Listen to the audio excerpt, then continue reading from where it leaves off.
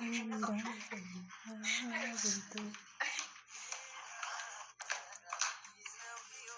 ቤላ ያው መጣ ጋይስ እውነታው ይሄ ነው እንግዲህ በስማ የሁለት መስመር ነው ቀይ ሁለት ቀይ ያለው ማለት ነው እና የእውነት ነው ማለት ነው የእውነት ነው የእውነት ነው አንድም ሰው እንዳይቀር ቤቴ አዲስ ነው እንዳይቀር ከቤቴ ግብዣ አለ ቤቴ ነው የሚባለው። ምን አውቃለሁ ባካችሁ፣ ዝም ብላችሁ አታነፋፍሱ። ሳነፋፍሰ ራሱ ሰላም ሳላችሁ ሰላም ፍቅር፣ የአይመን እናት ቤተሰቦች ሰላም ፍቅር አብዝቼ ለእናንተ ተመኘሁኝ። በሌላ ቪዲዮ ብቅ አልኩላችሁ። ይሄኔ ደግሞ ነገር ብቅ ነው ያልኩላችሁ።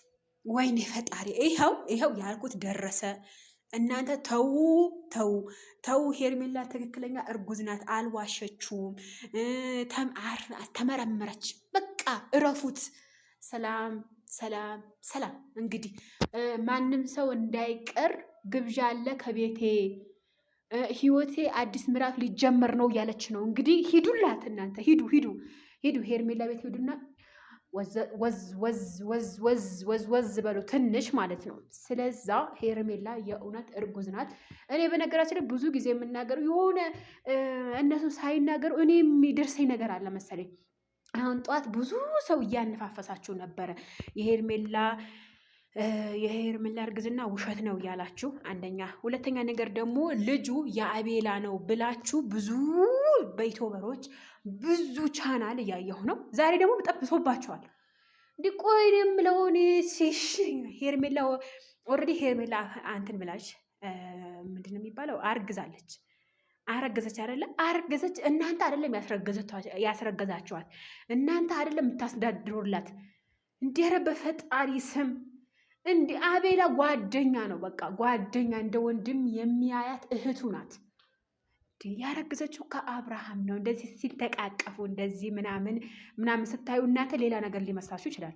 ግን በነገራችን ላይ በጣም የሚጸየፍ ንግግሮች፣ የሚጸየፉ ተግባራቶች በእናንተ አልጠብቅም።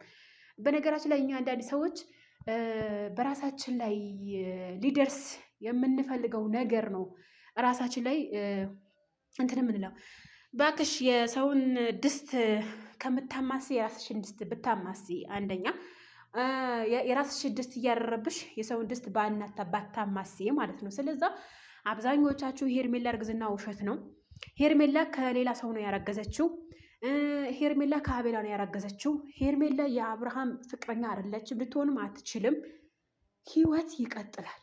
በነገራችን ላይ በአንድ ሰው ከአንድ አይቆምም ህይወት። እስከ ምንድነው መሰላችሁ በህይወት እያለን እኛ በህይወት እያለን ምንድነው ያለብን?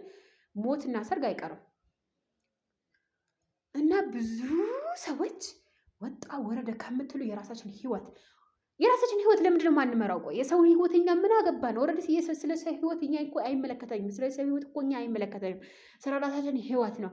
አሁን አብርሃም ደስ አላለውም።